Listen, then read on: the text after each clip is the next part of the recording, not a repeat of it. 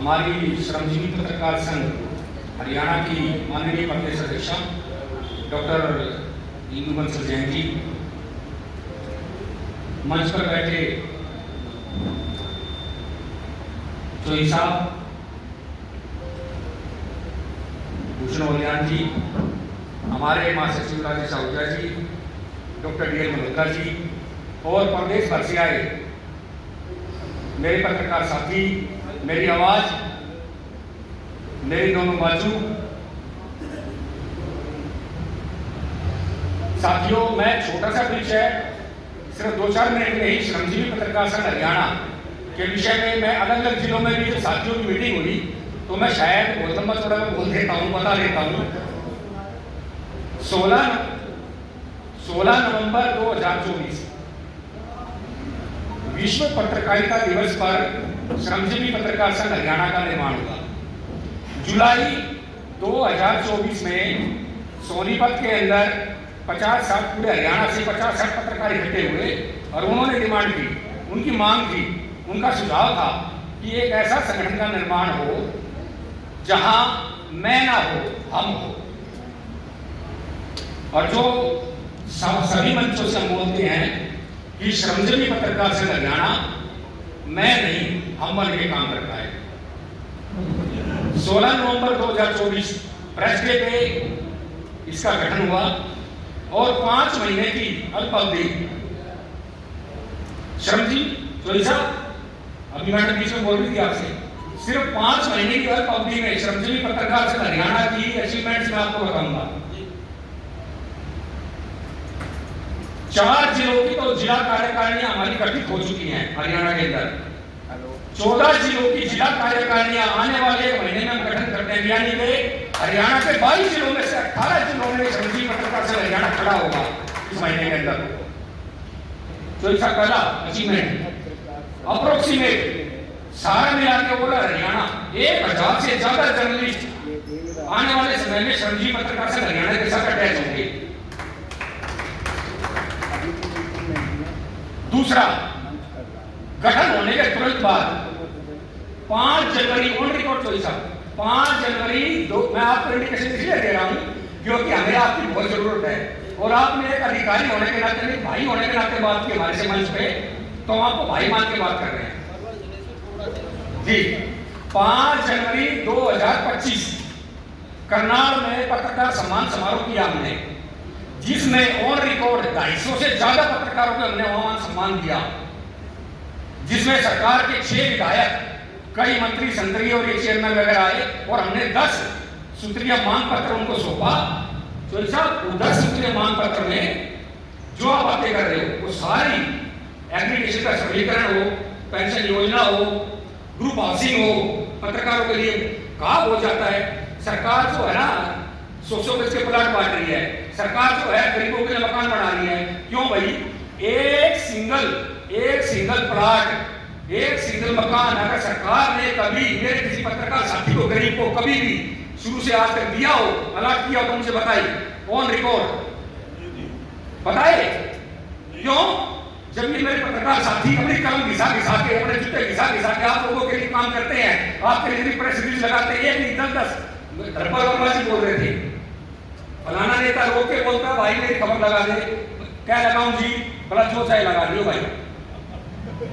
हैं धर्मपाल वर्मा जी चंडीगढ़ में, वर्मा जी चंडीगढ़ बैठे हो, कितने साल से चंडीगढ़ पत्रकारिता कर रहे हो? 2007 से चंडीगढ़ में।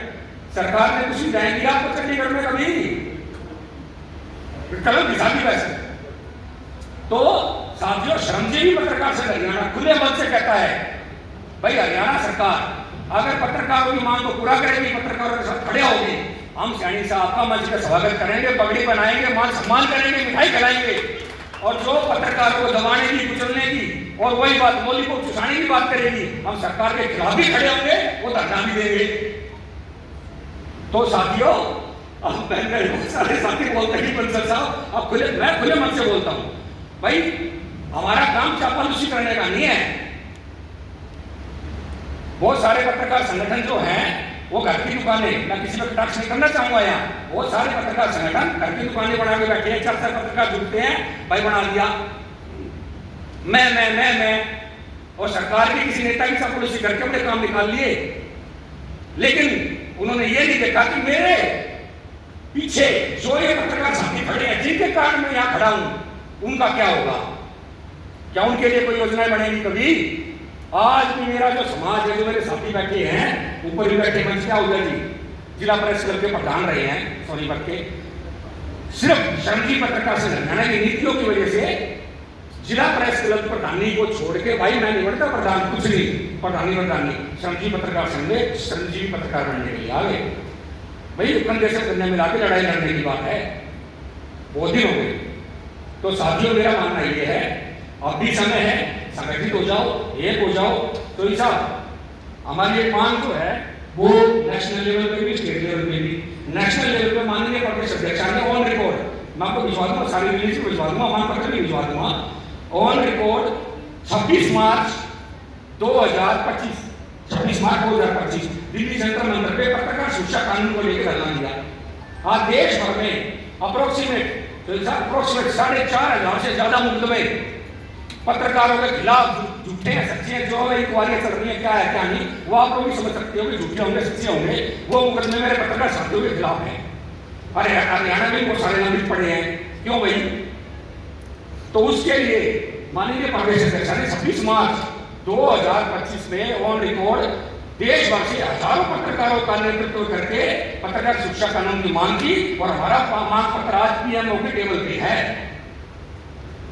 तो साथियों, मैं तो यही बोलूंगा, अब भी समय है, एक हो जाओ, मैं मत करो, लकड़ी का गट्ठर बन जाओ। एक लकड़ी को कोई भी तोड़ सकता है, गट्ठर को कोई नहीं तोड़ सकता। और वास्तविकता में अपनी लॉबी का फायदा कराना है। जो हमारी मांगे वर्षों से लंबित पड़ी है, वह खाली ज्ञापन तक, मांग पत्र तक सीमित हो गई। 3 तरीके से काम होगा। पहला, मांग पत्र, ठीक है भाई, सब लोग करते हैं मांग पत्र, जो सामने बोल रहे, मांग पत्र बना के पहले सरकार को देंगे जी, हमारी ये डिमांड्स है। दूसरा, उस मांग पत्र का फॉलोअप होगा, बैठ के नेताओं को, आकाओं को समझाया जाएगा जिसके अंदर ये लूप पॉइंट है, इनको सुधारने के, इनको सुधारने के ये तरीके। और जायज मांग होगी सारी, नाजायज एक भी नहीं होगी। नाजायज तो भले कलम फेर देना, अगर फिर भी सरकार नहीं चाहती तो फिर धरना प्रदर्शन भी होगा सरकार के खिलाफ। मैं बहुत सारे पत्रकार संगठनों को बोलता हूँ, साथियों को, कई यूनियनों में रहा, मैं कहा भाई यार तुम ज्ञापन बहुत देते हो, मिलते बहुत हो, नेताओं के साथ फोटो बहुत खिंचाते हो, लेकिन आज तक मेरे किसी पत्रकार संगठन ने सरकार के खिलाफ नहीं बोला। क्यों भाई, क्यों नहीं बोलते?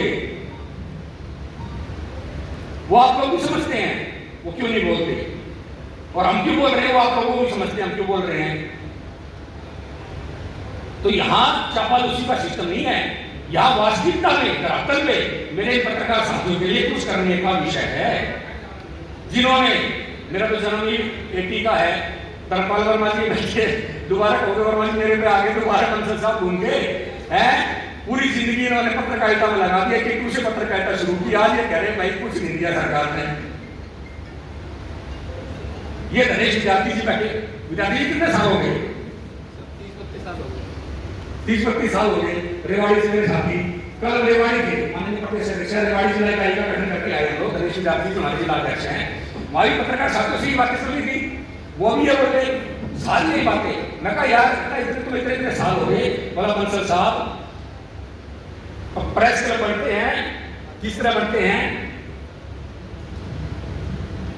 सिर्फ नाम के लिए, मौज मस्ती के लिए, दफ्तर में काम नहीं करते पत्रकारों के अपने। तो साथियों, मेरा यही कहना है कि दोबारा कि एक हो जाओ, और श्रमजीवी पत्रकार संघ हरियाणा मेरे पलवल जिले के साथियों को, एक साथी को ये विश्वास दिलाता है कि हम आप लोगों के साथ हमेशा खड़े हैं, और हमारी शक्ति आप हो। जब हम सरकार के सामने आप लोगों की आवाज बन के गूंजे, तो सारे साथी हमारी आवाज में आवाज मिला देना।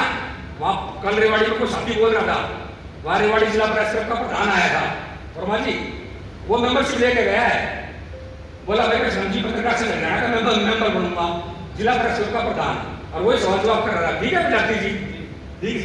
तो उसको जो मैंने कहा भाई विद्यार्थी जी को मेंबर बना देना। क्यों? बहुत सारे वहां तो दूसरे साथी बैठे बोलने लगे, बोले जी प्रधान बैठे जिला परिषद के लड़के क्या कर दिया, तो सालों से यूनियन बनी पड़ी है, इतनी यूनियन बनी थी, किसी ने क्या कर दिया, ये हो गया वो हो गया, सबका सवाल जवाब देके आया वर्मा जी।